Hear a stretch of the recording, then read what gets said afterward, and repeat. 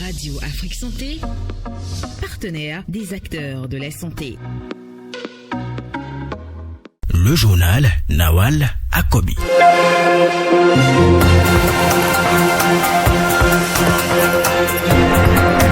Célébration de la Journée internationale de la femme ce 31 juin 2023. À l'occasion de cette journée, Radio Afrique Santé est allée à la rencontre d'une femme pour s'enquérir de ses activités. Les précisions à suivre dans un instant. 63 ans déjà que le Bénin a accédé à l'indépendance. Ce mardi 1er août 2023, les Béninois célèbrent leur accession à l'indépendance. Le sport est également au menu de ce journal. On parle dans ce journal de la finale du tournoi universitaire de football féminin à l'université d'Abomey-Calavi.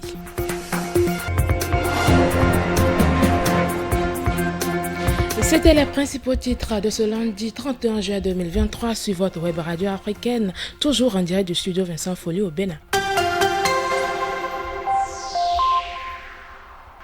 Mesdames et messieurs, bonjour et bienvenue dans ce journal. On démarre par cette information santé. L'embolie pulmonaire est une maladie veineuse due à la formation d'un caillot dans une veine. Elle est une pathologie grave voire mortelle qui peut survenir à n'importe quel âge. Lorsque l'occlusion atteint 50%, elle favorise une hypertension artérielle pulmonaire et éventuellement une défaillance cardiaque droite. L'embolie pulmonaire se manifeste de différentes manières chez les personnes atteintes. Le cardiologue Kamel Serolafia donne plus de précisions sur l'embolie pulmonaire. Il faut savoir que le cœur envoie une partie de son sang au poumon par des artères. Et donc il peut arriver pour une raison ou une autre que ce tuyau qui est censé conduire le sang du cœur vers le poumon, que ce tuyau se bouche. Il peut se boucher totalement, il peut se boucher partiellement. Et donc la conséquence est que les poumons ne reçoivent plus suffisamment de sang ou pas du tout de sang.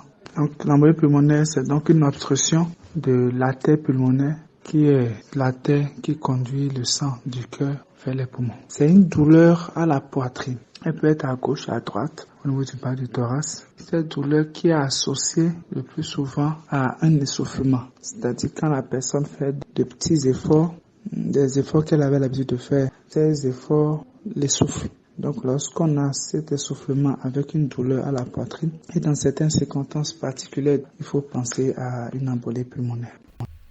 Plusieurs facteurs de risque dont les antécédents de maladie augmentent la probabilité de souffrir de l'embolie pulmonaire. Explication avec le cardiologue sur les facteurs favorisant cette pathologie. Lorsqu'on a un cancer, lorsqu'on est obèse, lorsqu'on est alité, parce que quand on est hospitalisé par exemple de façon prolongée, il y a une probabilité élevée que des caillots de sang se forment au niveau des veines, des mollets, et c'est ce caillot de sang justement qui peut aller provoquer une embolie pulmonaire. Lorsqu'on a subi une chirurgie récemment, on a une probabilité plus élevée de faire une embolie pulmonaire. Enfin, il y a des anomalies de sang qui peuvent augmenter la probabilité pour ce sang de fabriquer des caillots. Et donc là, c'est pas des facteurs extrinsèques, c'est des anomalies qui entraînent une hypercoagulabilité, c'est-à-dire que, vous savez, le sang est normalement fluide, mais il y a des personnes qui naissent avec des maladies et ce sont ces maladies qui augmentent la probabilité pour ces personnes de développer des caillots de sang dans leur corps. Et donc, plus grande est la probabilité que ces caillots de sang se forment dans le corps, plus grande sera la probabilité que cette personne fasse de l'embolie pulmonaire.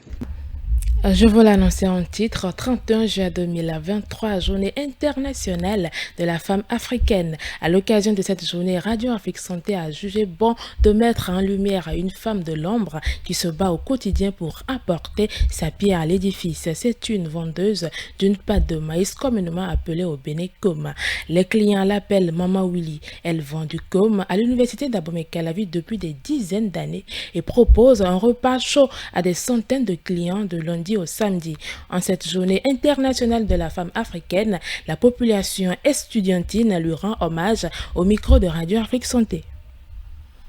Nous sommes ici chez une dame qui est spéciale. Elle vend du Koma.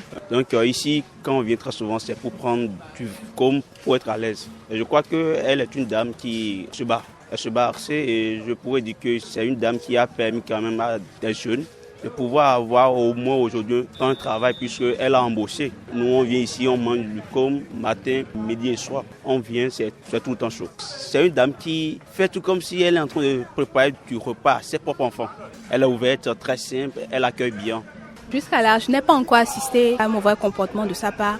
Parce qu'elle sait qu'elle ne peut qu'être gentille avec ses clients pour pouvoir recevoir la clientèle. Donc, c'est la moindre des choses. L'emplacement également. Cette intelligence, c'est à côté des terrains de basket, de volley. Donc, en tant que sportif, souvent quand on finit de travailler, on a envie de manger un truc consistant. Surtout moi, pimenté, ouais. Donc, en tant que mère africaine, elle a très bien pensé. C'est intelligent. Elle mérite qu'on lui rende un hommage.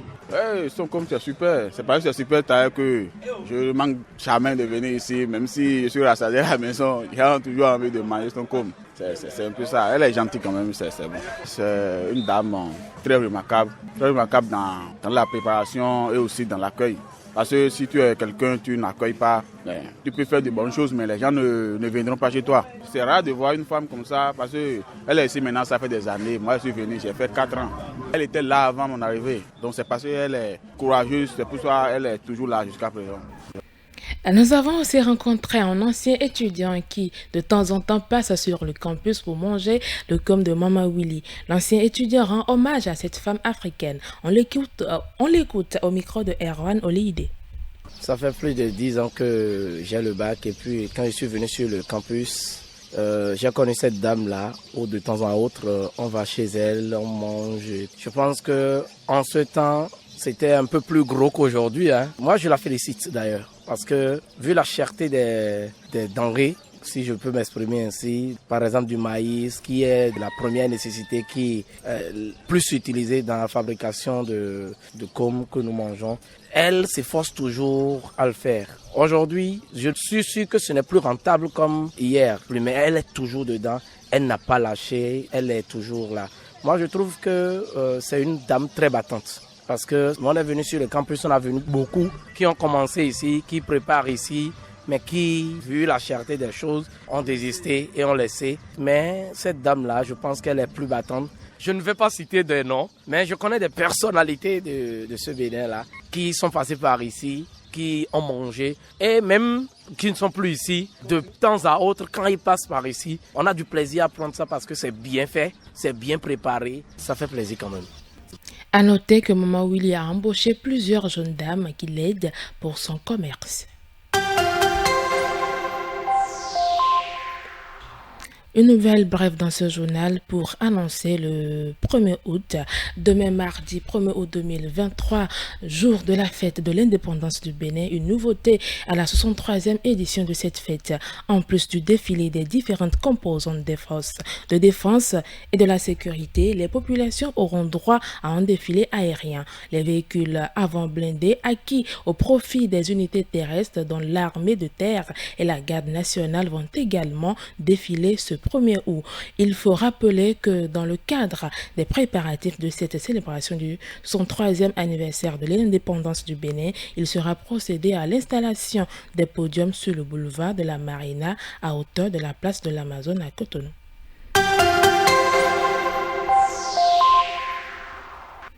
On parle sport à présent. Démarré le 10 juin 2023, le tournoi universitaire de football féminin a connu son épilogue ce samedi 29 juin 2023 à l'université d'Abomey-Calavi UAC. C'est une compétition dédiée aux entités et associations de jeunesse. L'initiative émane de la communauté des anciens du mouvement étudiant et leader pour le développement du Bénin. La finale du TUFF a opposé le club jeune acteur du développement à celui des citoyens engagés du Bénin. À l'arrivée, c'est le club CEB qui l'emporte sur un score de 2-0. On écoute l'une des joueuses de cette formation sportive, Armande Bocor. Le coach nous a encouragé qu'on peut, que l'équipe qui était en face ne connaissait rien plus que nous qu'on peut. C'était un peu ça, c'était les dits du coach. Vraiment, c'est une bonne initiative. Si, les sponsors qu'on a peuvent nous aider à la prochaine édition, ça serait plus intéressant que ça. En attendant la prochaine édition, l'équipe perdante fait le bilan de ce qui n'a pas marché pour cette finale. L'heure n'est pas au découragement, dit l'une des joueuses du club Tchad. Achis Vitoulé. Au moins, on est venu à la finale. On ne peut pas se décourager. On a fait de notre mieux. On a rencontré des équipes de haut niveau. Elles ne sont pas à notre niveau, mais on comprend. Mais ça va aller, ça va aller. On reconnaît qu'on a s'amusé un peu. Si on avait fait un peu d'effort, on pouvait remporter la victoire. Mais ça n'a pas bien terminé. Et aussi, il y a la colère. La colère, parce que mes coéquipiers, quand la colère les prend, c'est fini. Le jeu, ça se gâte complètement. Le coach nous a dit de ne pas se décourager. Parce que tant qu'il y a encore à faire, rien n'est encore fait. À présent, écoutons le président du bureau exécutif de la communauté des anciens du mouvement étudiant et leader pour le développement du Bénin. Il dit être satisfait de l'organisation en général du tournoi universitaire de football féminin et se projette déjà sur la 2e édition. Samuel Clotéo au micro de Erwan Olide. Naturellement aussi on joie, puisque nous avons réussi le pari, nous avons gagné ce pari-là, d'organiser cette première édition.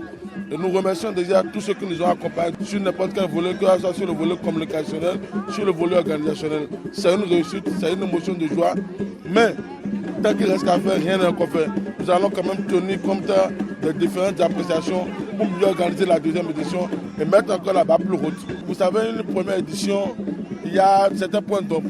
Ça veut dire quoi? Ça veut dire peut-être qu'il y a des problèmes au niveau de la mobilisation, peut-être au niveau des différentes équipes, tout ça. Nous allons essayer de revoir tout cela. Et aussi, c'est des règles. Et je ne suis pas footballeur.